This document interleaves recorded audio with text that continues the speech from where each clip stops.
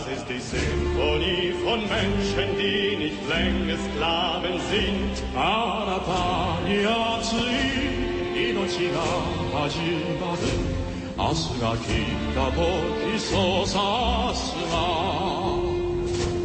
Als mellik och chockad, ki als evingsort som geht. Ifrån vår barrikad så kan man se ett framtidsland. Så kom vid och slåss, du ska kämpa med oss om du kan. Będziesz słuch, to śpiewa lud, co nie chce żyć w niewoli znów. Alla de mensen die verdommen om nog langer slaaf te zijn. Врешті наші всі серця поєдналися в одне. Будемо разом до кінця, коли день прийде. Wenn du kämpfst mit ganzer Kraft, hab halt ein Ende, alle Not. Some will fall and some will leave. When you stand up, take your chance. The blood of the mothers will water the memories of France. Komm, wir heule Volkesong, wie ein Song von morgen Welt. Es kann nicht schnell gestorben, wie die Lust, die wir nicht selber lieben. Oh, die Dunkel Thomas Blues, lass es sterben, begehrte Schreck. Das kann ich viel und lieber wieder Lügenei.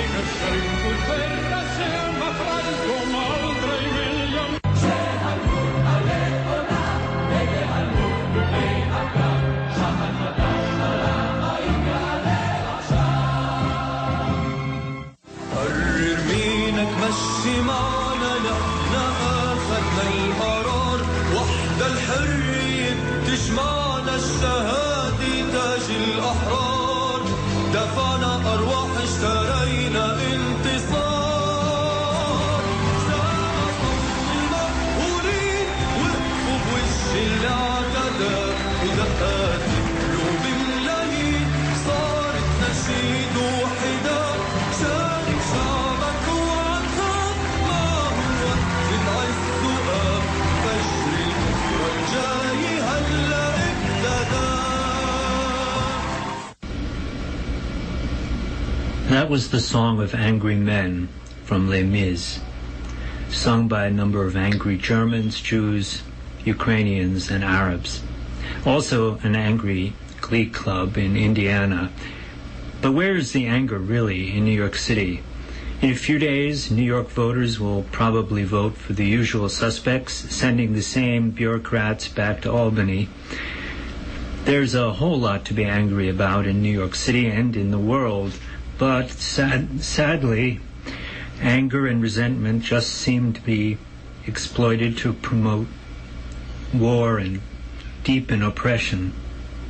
This is Adam Carroll, and this is the War on Immigrants report.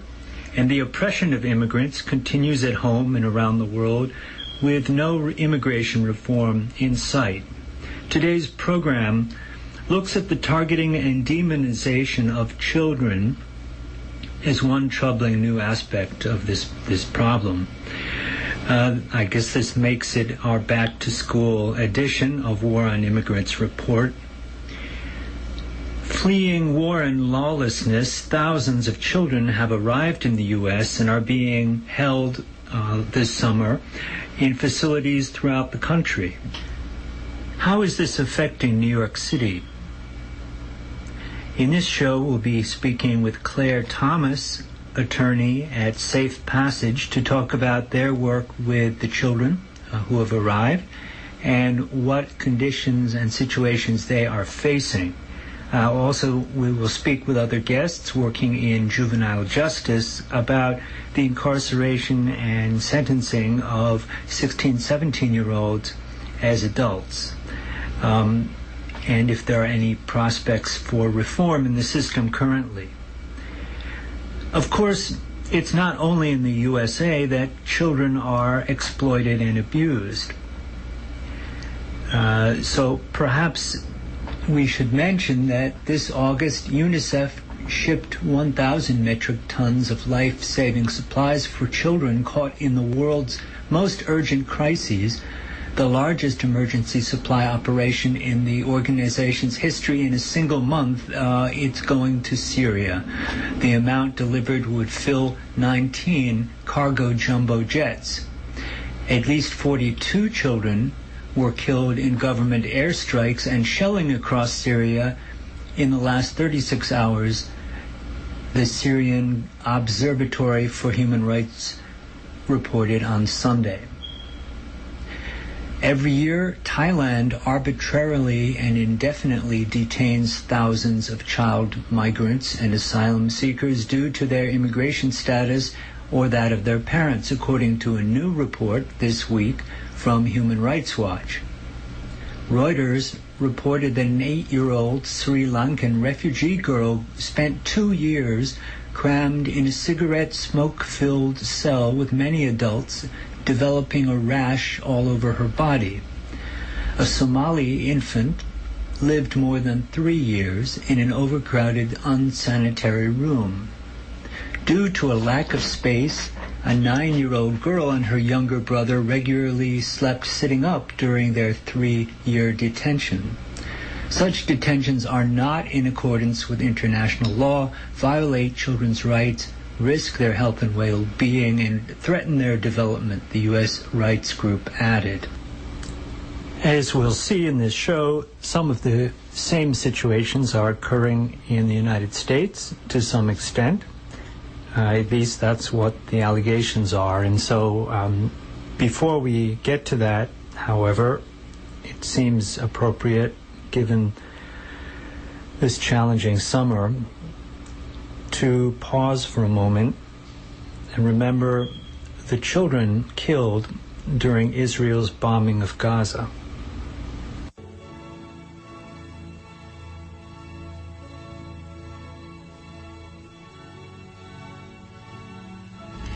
Hussam Ibrahim al-Najjar, 15.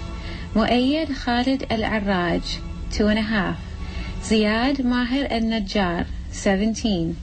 Sara Jihad Sheikh al-Eid, 4. Hamza Raed Thari, 5. Ahid Atif Baqir, 10. Zakaria Ahid Baqir, 10. Muhammad Ramiz Baqir, 11.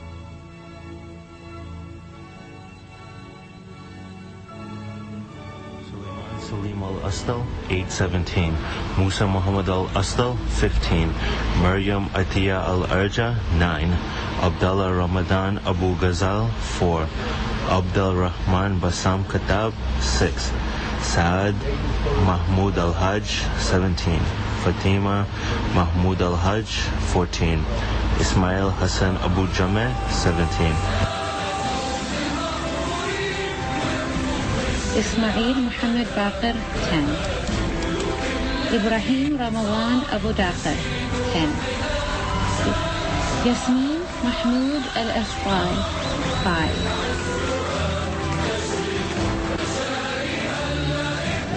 Sahir Salman Abu Namus, 2.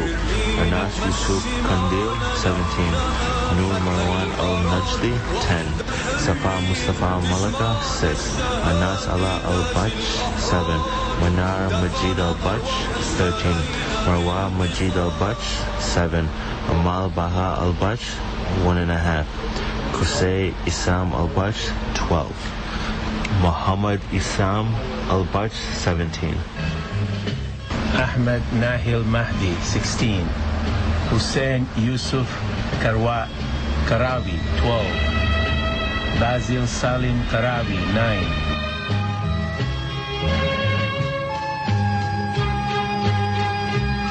Ifnan Wissam Shuhibar, 8. Jihad Isam Shuhibar, 11. Wasim Isam Shuhibar, 8. Wasim Isam Shuhibar, 8.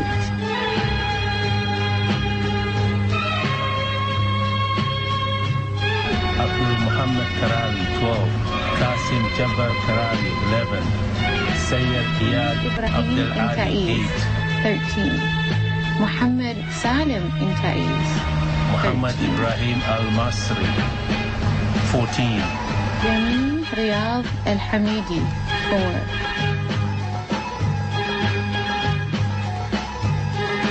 يلي رحلوا من زمان مع أيام رحلوا. The 15 and 16 and 17-year-olds are not counted as children by the New York Times.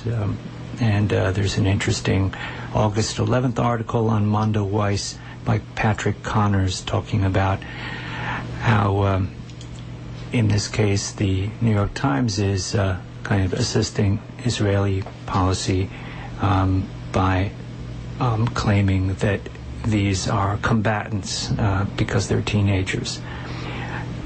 However, politicians have been adding insult to injury, working to make sure these young people are not seen as children in need, fleeing war and violence in Honduras, Guatemala, and El Salvador. Republican congressmen have previously argued that the 70,000 youths who will come across the border in 2014 are being brought over to bolster Democratic voter rolls at some point in the distant future, or that they are carrying a deadly disease that does not actually exist in their home countries. According to Right Wing Watch, Iowa Republican National Committee member Tamara Scott, in an August radio conversation with Mary Hulse, president of Texas-based Clear Lake Tea Party, spelled out the danger all too clearly. For us just to open our borders, it's chaos. We don't know orderly who's coming in, who's not. When we see these kids, you and I think young kids, we think maybe 12-year-olds, maybe even homeschoolers, or middle schoolers. But we know back in our revolution, we had 12-year-olds fighting in our revolution, and for many of these kids, depending on where they're coming from, they could be coming from other countries and be highly trained as warriors who will meet up with their group here and actually rise up against us as Americans. We have no idea what's coming through our borders, but I would say biblically, it's not a Christian nation when you entice people to do wrong. Well, Tamara, you made some very good points, and you're absolutely right. We do not know who's crossing the border. They do not come with documentation, and our Border Patrol has no way of checking back into their countries of origin, even if we can identify exactly which country they're from, to know what their record is.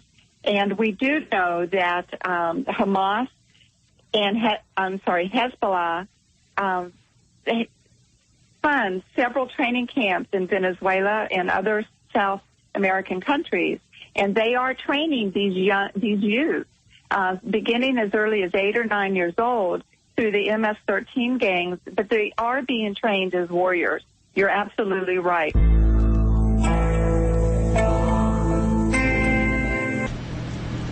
But it isn't just one politician. This week, the Speaker of the Arizona House of Representatives, Andy Tobin, said that people should not only be concerned that migrants are bringing in the Ebola virus, but also concerned that those individuals could be from the Middle East. And although he has no evidence to back up his claim, Texas Governor Rick Perry warned last week that individuals from ISIS or other terrorist states could be coming across the southern U.S. border. But of course, other prominent lawmakers have made similar claims.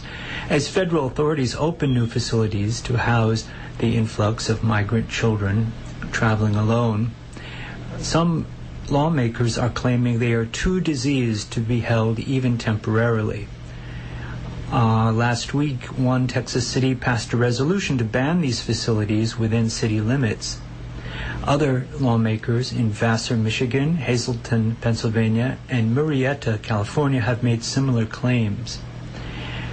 Representative Lou Barletta, Republican from Pennsylvania, is one of several members of Congress who are crying disease in response to the unaccompanied migrant crisis. Reports of illegal immigrants carrying deadly diseases such as swine flu, dengue fever, Ebola virus, and tuberculosis are particularly concerning. Representative Phil Gingrey of Georgia wrote in a letter addressed to the Center for Disease Control and Prevention. Many of the children who are coming across the border also lack basic vaccinations. There have been a handful of reports that children have swine flu, TB, measles, and chickenpox. But in fact, the first step once kids are intercepted by border agents is to perform health screenings on each individual.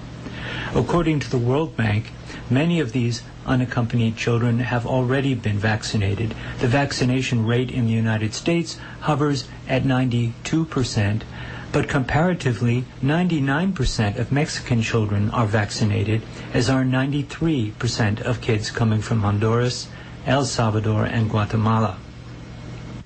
So what's happening to these young warriors, these spreaders of contagion? Some children are being transported from one facility to another around the country, matching them with available bed space. In New York, the situation does not seem to be quite as dire as in New Mexico and Texas. However, children are being held upstate in Oswego and in the 350-bed Dobbs Ferry facility. Because New York City is the only location in the state to process these children, they are being shipped over 15 hours round trip to these deportation proceedings. These children may have legitimate asylum cases, but without lawyers, and there's no court-appointed defense attorney for this class of detainee, it's unlikely that they'll be heard. iCare is a coalition of Catholic Charities, Legal Aid Society, The Door, AILA, and Safe Passage, and it's expanding their work assisting juveniles in deportation proceedings, but urgently need other pro bono lawyers to cope with the tripling of the caseload in the last several weeks. Yesterday, September 3rd, 90 children were scheduled to be placed on the juvenile docket in New York City for these immigration cases. So we are going to proceed with interview with Claire Thomas, who is with Safe Passage. I'm here today with Claire Thomas, staff attorney with the Safe Passage Project at New York Law School, and you're an adjunct professor too? Yes, that's correct. And I wanted to find out, what do you do? What is Safe Passage? Wonderful. Well, thank you for having me today. The Safe Passage Project is a nonprofit organization that's housed in New York Law School that was founded by Professor Lenny Benson back in 2008. And Safe Passage started as Lenny's pro bono project, and that's what it is today in a greater role. And what we do today, and what we've done since 2012, is help undocumented children who are in removal proceedings, which means deportation proceedings at the New York Immigration Court.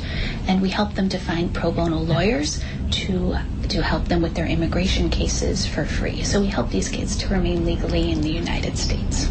So in 2010, 2011, the numbers of young people who were in removal proceedings started increasing significantly. So Lenny Benson was in a type of meeting with Judge Patricia Rohan, who's one of the judges at the New York Immigration Court, and Judge Rohan expressed that she was seeing all these children on her docket in court, and that these children didn't have lawyers and were very afraid. So Lenny stepped up and had Safe Passage actually started coming to Judge Rohan's juvenile docket in September of 2012 is when we started there. So coming to immigration court the second Thursday of every month and meeting all the children that Judge Rohan has on her juvenile docket. It's normally between 53 and 60 children on every docket.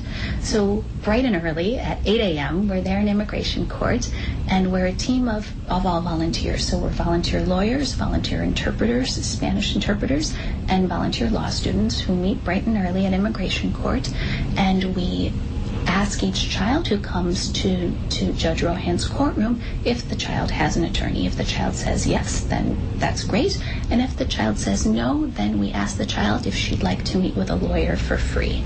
And pretty much everybody says yes. Are you able to find lawyers for most of these? We are, and it's wonderful. And we're so grateful that lawyers here in New York City as well as Long Island and the Hudson Valley, have really, truly stepped up to take on these cases. We have a lot of children who live in New York City, but we're seeing a greater number of children who are living in Nassau and Suffolk counties, as well as Putnam County and even further upstate. The New York Immigration Court's jurisdiction is very broad, so it's not just New York City. So we're seeing lawyers from all over, and we work now with about 250 to 280. We're getting more and more volunteer lawyers by the day who are actively representing these children. Well, this is great, because otherwise they don't have any court-appointed lawyers for You're this exactly correct. in immigration court, and they would go without an attorney, and I don't know that they would succeed without an attorney. So what kind of cases are you seeing? What are the situations of these children who are here? Sure. For a lot of the children are eligible for immigration relief in the form of what's called special immigrant juvenile status, which is for young people who are under the age of 21 and unmarried and have been abused, abandoned, or neglected by one or both of their parents. So they're children that come from home situations where something didn't, let's say, go right, for lack of a better term, where there was abuse, abandonment, or neglect. So we're seeing children who meet those criteria, and we're also seeing children that are able to articulate asylum claims. So children who have been persecuted or have it's called in legal terms, a reasonable fear, a well-founded fear of future persecution, meaning that they're afraid to go back to their home countries because of some reason.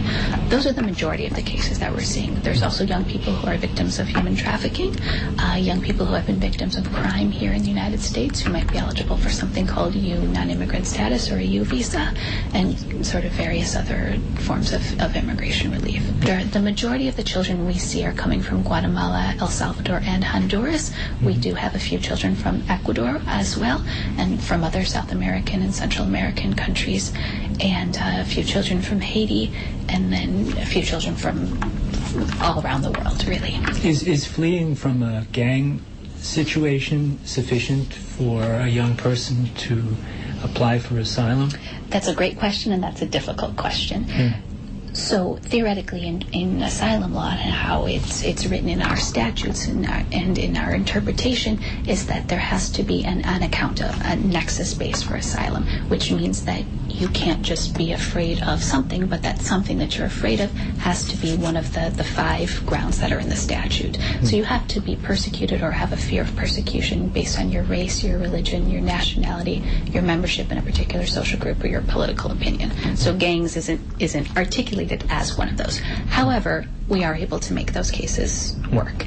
And we're able to make them work in terms of political opinion, religious beliefs, or in terms of a particular social group. So every case is different, and there's an individualized aspect to every case. So simply saying, my name is X and I'm afraid of the gang, no, that on its face with just those facts isn't sufficient. But we would develop a relationship with the child, or the attorney who's directly representing him does, and digs a bit deeper to figure out why exactly that child was persecuted. What we're seeing is oftentimes that persecution is tied to something more. For instance, that child was targeted by a gang, perhaps because that child's father wasn't willing or wasn't able to pay the daily tax or the daily renta that the gang demanded for the farm, or for the ability to farm those lands. So instead of going after the father, they went after the child, and that's why the child was targeted, and the father refused to pay because the father believed that the gang was bad. That could be a political opinion. We've seen children who are very religious who have refused to join the gangs because that is against their religious beliefs, and were targeted by the gangs and were called derogatory terms in their religion based on that, and those have been successful claims based on their religion. We've also seen a lot of young women who were targeted basically by the fact that they are women and they were refusing to become the girlfriends of the gang members, and refusing to become basically the property is what they're seen as of the gang members, and those claims have been successful as well. So right now we connect them with pro bono lawyers, but we were very grateful to have a social work intern this summer and to have my colleague, his name is Guillermo Stampor, who has a connection to soccer and to sports. That's his lifelong passion. So I guess the grouping of that and our wonderful summer interns were able to put together a soccer program, so to have soccer games for the kids, for both the boys and the girls, sort of combined co-ed, which was very successful and was wonderful because we had the kids playing with their attorneys, actually, and it worked out quite well. Probably beating their attorneys. Probably beating them. Yeah. These kids are, for the most part, are very good. But also our social work intern was able to connect the kids with a lot of social services that myself as a lawyer, even though I do have a background in public benefits law and in poverty law, it's difficult for me to take the time away from mentoring and from training and helping our pro bono attorneys to deal with social work needs. It's not what I'm best equipped to do. So having a social worker on staff, if we could ever, have the funding for that, would be wonderful and would be so necessary. So to be able to connect the kids with those additional resources. But what our intern and what we have been able to do is connect the kids with care when they've needed it. So with additional social work or with even psychiatric or psychological care, and with educational needs, so helping the children to enroll in school, coordinating with different school programs to make sure that it's a suitable place for the child. Are there any particular schools that you're coordinating? There's a school that we're coordinating with, which is called Wheels School, which is a wonderful place in Washington Heights. But the kids that we're working with have been through a lot, and they're still going through a lot. So the kids have survived oftentimes very difficult, if not traumatic, experiences in their home countries. If there's whether it be child abuse or victimization by the gangs or forced to leave school and work at a very early age at very dangerous conditions. We have a lot of very young children who worked in butcher shops, yielding machetes at the age of 10 or 11. And then coming here to the United States is a very difficult journey. Did a lot of them make the journey overland? Yes, but the majority of these children go overland through Mexico, and the majority of the children that we have here at Safe Passage ride on top of the freight trains here. So they're riding on top of the train, which in itself is dangerous, but the trains are patrolled by drug cartels and by bandits and all sorts of They could fall into trafficking or something like that. Yeah, and it's not uncommon. It's actually becoming more and more common that children will tell us how they were, both boys and girls will tell us how they were sexually assaulted, and how they were robbed and how they were beaten up on top of the train. Oh, Claire, I wanted to ask you also about priority dockets. What's the news on that? So the news on that is since August 13th of this year, the Immigration Court has been expediting the cases of recently arrived children. So that means children who have arrived in the United States since May 1st of 2014. So for those children, our understanding is that within 21 to 28 days from when the charging document has been filed in the Immigration Court by the Department of Homeland Security, that child's case should be seen before an immigration judge. So it's making everything very quick. Where cases where it typically took between 4 and 6 months from when a child was apprehended to when a child had her first hearing date in court, it's now going very quickly, usually within a month. So we're seeing children who literally just came to the United States and who might not even know their addresses yet are coming to immigration court and trying to figure out what's going on. So what we're seeing is about 30 children at least a day who are coming to immigration court, and we're seeing sometimes double or triple dockets. I know September 3rd will be a triple docket, so there'll be 90 children in the 90 children. Court. Yeah. Oh my. And then it seems like when it's so speeded up that there's a chance that young people won't get a chance to really tell their story and get the best chance to stay. Yeah, there's a lot of problems with it.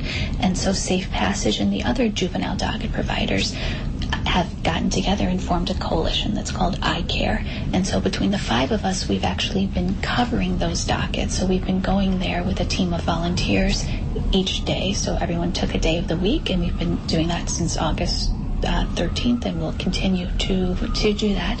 But so we've been there as volunteers, screening these children and helping them to be able to articulate before the judge that they would like more time to find an attorney. And what we found is that these children are younger. They're typically between 10 and 11 years old, and they're from Guatemala, El Salvador, and Honduras, and so many of them are articulating viable legal claims for relief. Even in our brief screenings, they're articulating claims for special immigrant juvenile status or asylum because they're articulating many, many horrible things that have happened to them, both at home and on their journeys to the United States. But the problem is none of the 5 of our juvenile docket organizations have the capacity to be able to take all these cases and to either do them in-house or place them with pro bono counsel.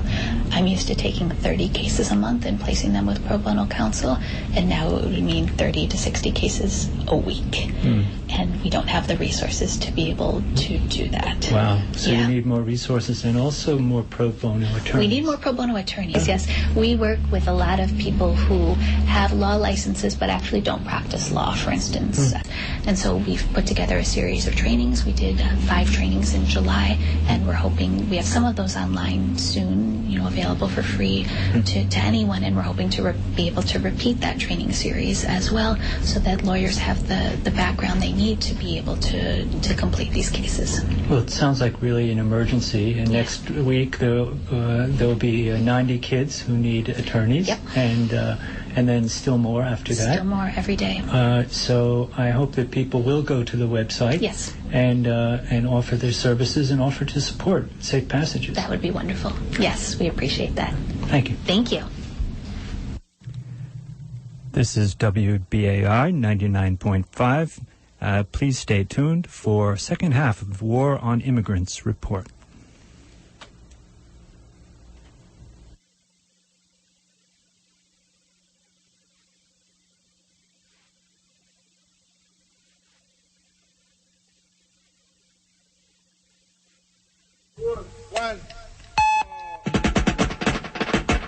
Labrish is heard at 2 a.m. Saturday mornings here on your radio station, WBAI 99.5 FM and WBAI.org. Tune in for intelligent radio at 2 a.m. Saturday mornings for Labrish. Pull up your chair and walk good. One love. I'm Harry Allen. This is Nonfiction. And Nonfiction is the magazine of the arts, ideas, and fact, airing every Friday, 2 to 3 p.m. over WBAI 99.5 FM in New York. Tune in for a wide range of compelling topics, informed guests, and penetrating interviews. That's Fridays, 2 to 3 p.m., Nonfiction over WBAI New York and WBAI.org. And this is Adam Carroll. I'm back. The previous first half was pre-recorded earlier this week, and it was an interview with Claire Thomas of Safe Passage, and her website is www.safepassageproject.org, and it has links to current articles and also training materials. Very helpful. So, to address the crisis of unaccompanied minors, the Fordham Center on Religion and Culture will present A Crisis of Conscience. What do we do for immigrant youth and families? 6 p.m. Tuesday, September 16th in Pope Auditorium at Fordham University, 113 West 60th Street, with Ken Salazar, if you remember that name, former senator from Colorado and Secretary of the Interior, and other illustrious speakers. Now, moving to the second half, we're now live, and we've got some guests waiting patiently. Wanted to mention that today, Think Progress reported that the prices of the 2 largest prison firms have spiked sharply since the influx of these fleeing children began to arrive this summer. This is a potentially untapped market that will have very strong demand, investor Alex Friedman told CNN Money. Along with politicians' insults, the profit motive makes this truly an American dream into a nightmare, and for-profit firms like GEO are opening new centers for children based on the prison incarceration model. So are there alternatives not only for these tiny Latino threats, but more generally for youth already caught in the school-to-prison pipeline? A couple of days ago, I read a good article in Epoch newspaper, which has a mix of news stories, but this was a very good one by Amelia Pang. And it was about the work of Ismael Nazario, the ICANN case manager at Fortune Society, and also Gabrielle Horowitz-Prisco, who is the director of Juvenile Justice Project at the Correctional Association. And welcome to both of you. Thank you. Thank you. Yeah, thanks for joining us. I was really impressed by your work, and here at Rikers, there's the Center for Investigative Reporting says that there's about 100 in solitary confinement at any given time, and in terms of youth, there's 3,570 youth under 18 being incarcerated. How many? Can either of you tell me what percentage of that has been held in with the adults? That seems to be one really troubling thing about New York, is that New York has incarcerated one of the only two states, I believe, that incarcerates teens as adults. I was wondering if any of you want to just jump at that one. Gabrielle, how about you? Sure. So, well, as you said, Adam, New York is one of only two states in the country. The other is North Carolina, where 16 and 17-year-olds are automatically prosecuted as adults without exception. So if someone is arrested in this state for an act that took place on or after their 16th birthday, they will be prosecuted as an adult, and there's no exception to that. And also, if detained or incarcerated, those 16 and 17-year-olds are held in adult jails and prisons.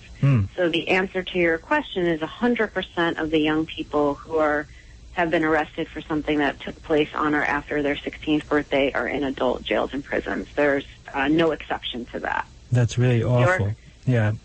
New York also prosecutes children as young as 13 for some more serious offenses as adults, and those young people start their sentences in youth facilities and can be transferred to adult facilities at later ages. But for the kids in adult jails and prisons, they can, as you mentioned, be held in solitary confinement, and they, do not generally receive the kinds of developmentally appropriate services and interventions and the kinds of help that really can help kids turn their lives around. Right.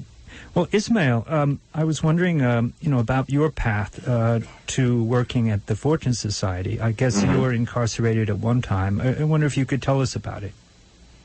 All right. Not a problem. Well, that's actually how I, got into this work and how I got into this field of work. Initially, I started this work as a young man that wanted to work with the youth that, are finding themselves going through the juvenile justice system or the criminal justice system at my prior job. Specifically working with youth that were going through the juvenile justice system, which is 15 and under, which is family court, and then 16 and over, which is, Supreme Court. So me being a formerly incarcerated youth from the age of 16 to 3 months before my 22nd birthday, I developed a passion about wanting to help and aid these young people, because lack of services, lack of opportunity in our communities, all these different things. So pretty much how it spiraled into something was getting into, case management, ATI, alternatives to incarceration for these young people, to pretty much try to get them to see what I saw, but in a different aspect. Instead of them having to go through the Rikers Island upstate, such as myself, they had the opportunity to be in an ATI program, to make a transition to better themselves before, them having to deal with incarceration, being in prison or sent upstate.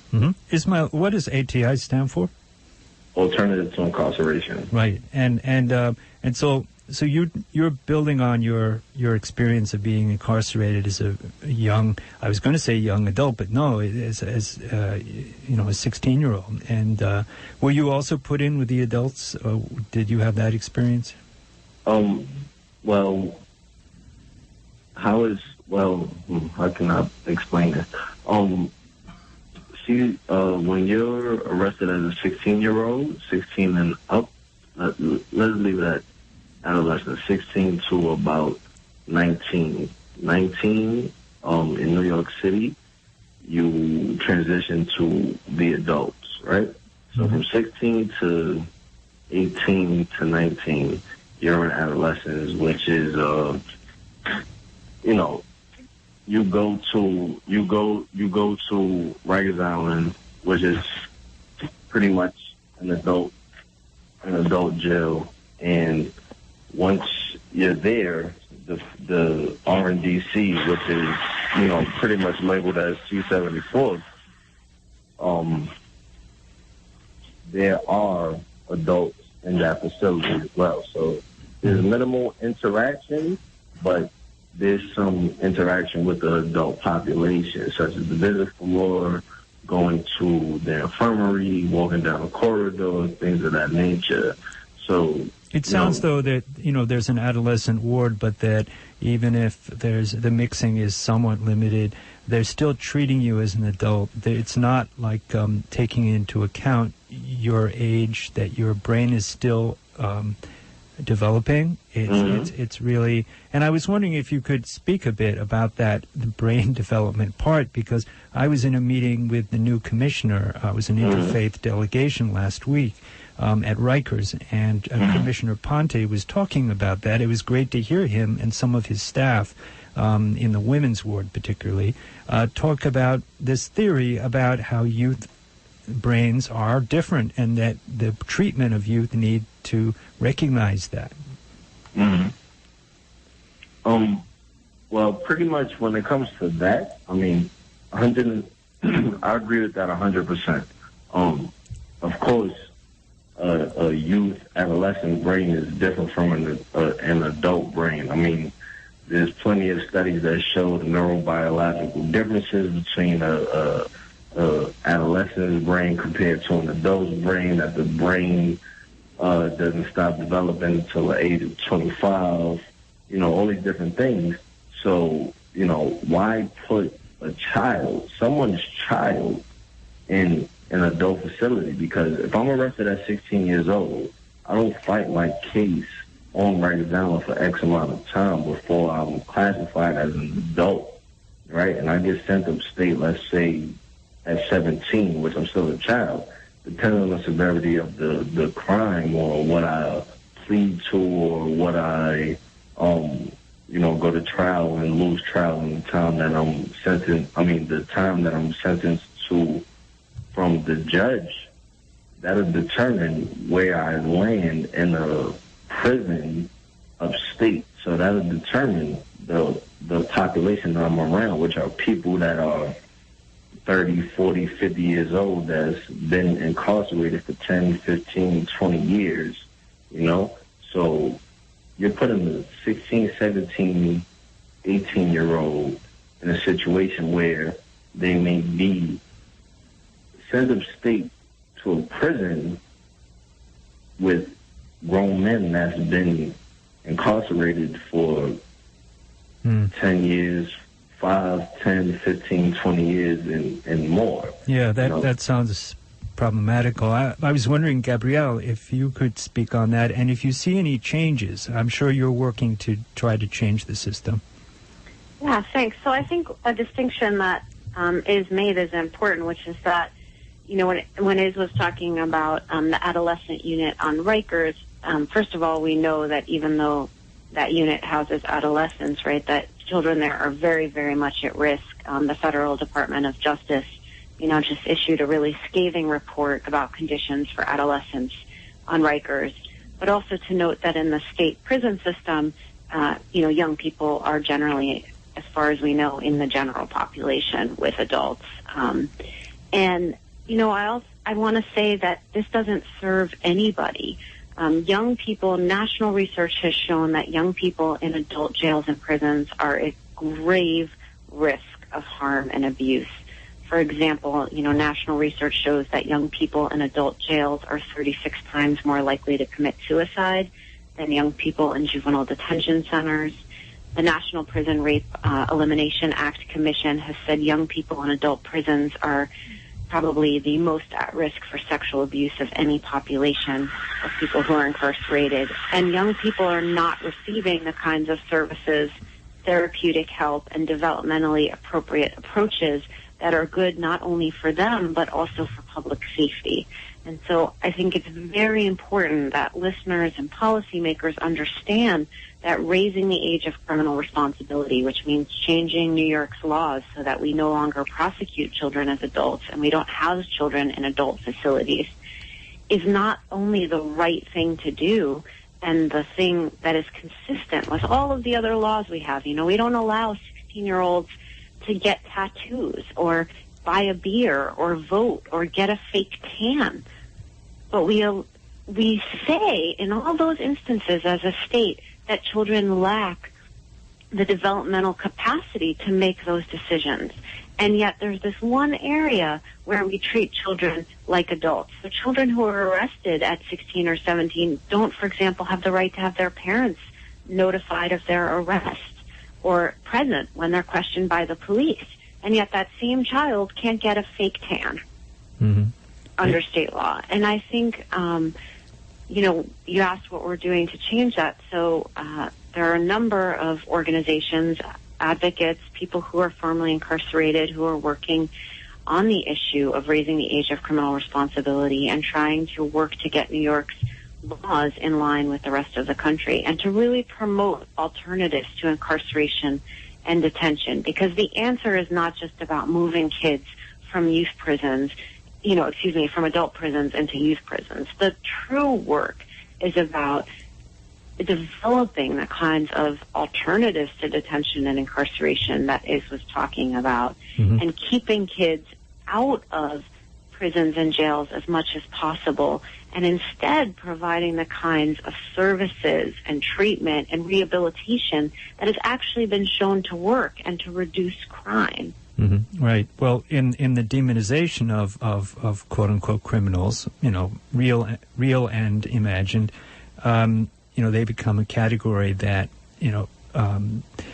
that we treat differently. That we well, how would you put it? I mean, because I think that as with immigrants, the incarcerated become this other category.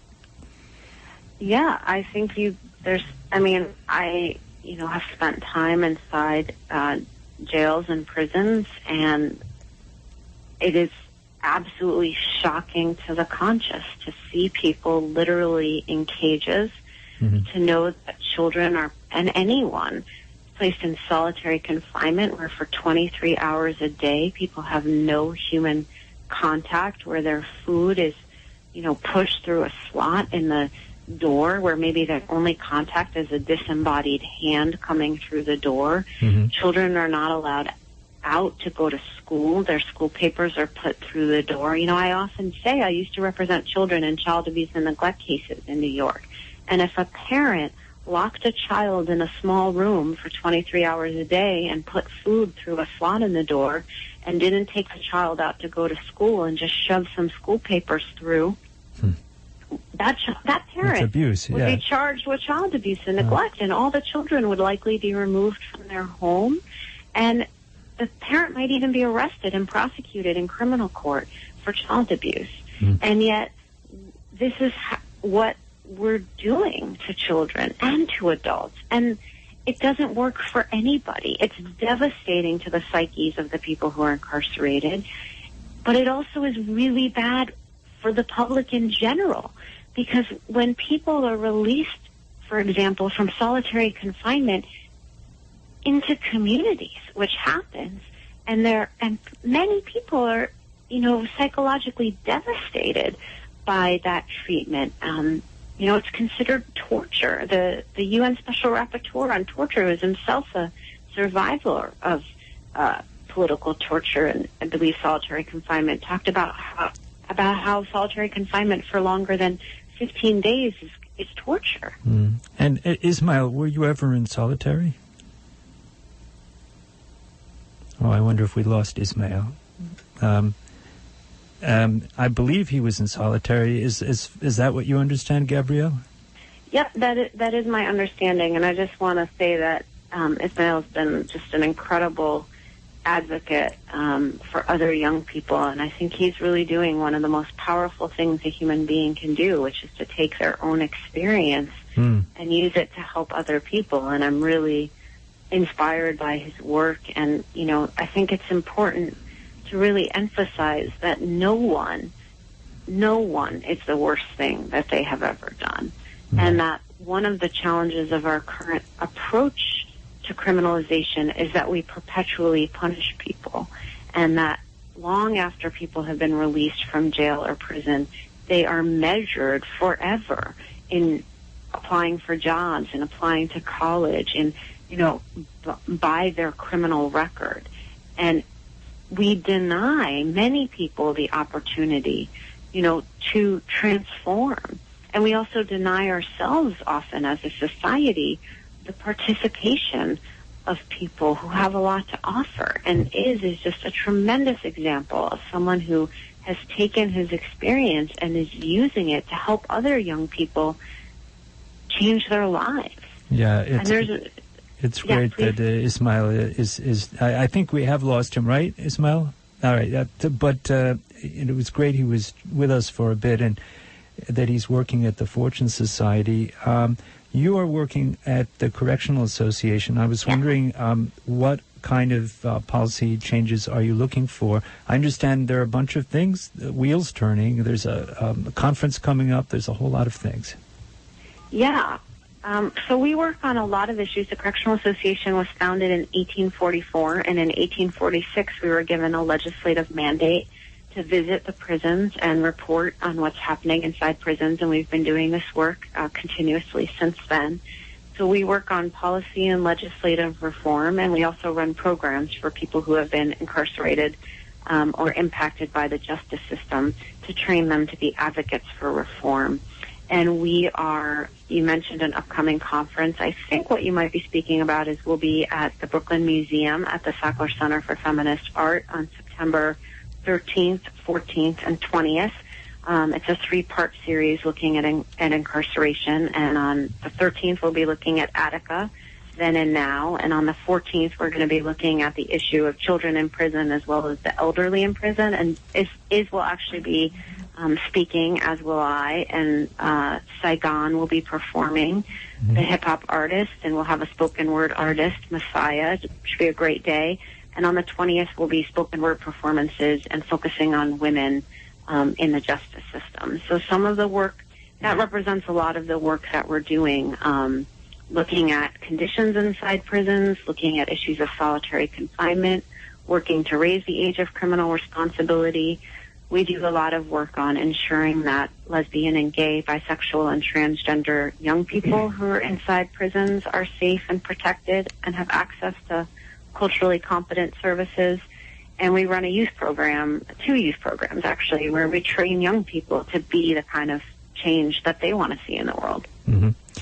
And I think also on September 24th, there will be a kickoff for a Growing Up Lockdown conference. That's a different one, isn't that? That is a different one. Mm-hmm. And the Gathering for Justice and the Justice Week of New York City, I believe, are sponsoring that, and the Correctional Association has been supporting that, and several of us will be speaking at that event. And, I saw your name listed, and as well as Harry Belafonte and Talib Kweli and Central Park 5 and a number of groups. I think that can be found online under the GULD, G-U-L-D, Growing Up Locked Down, and it will be a new school for over a 3-day period starting on this September 24th, so right after your conference.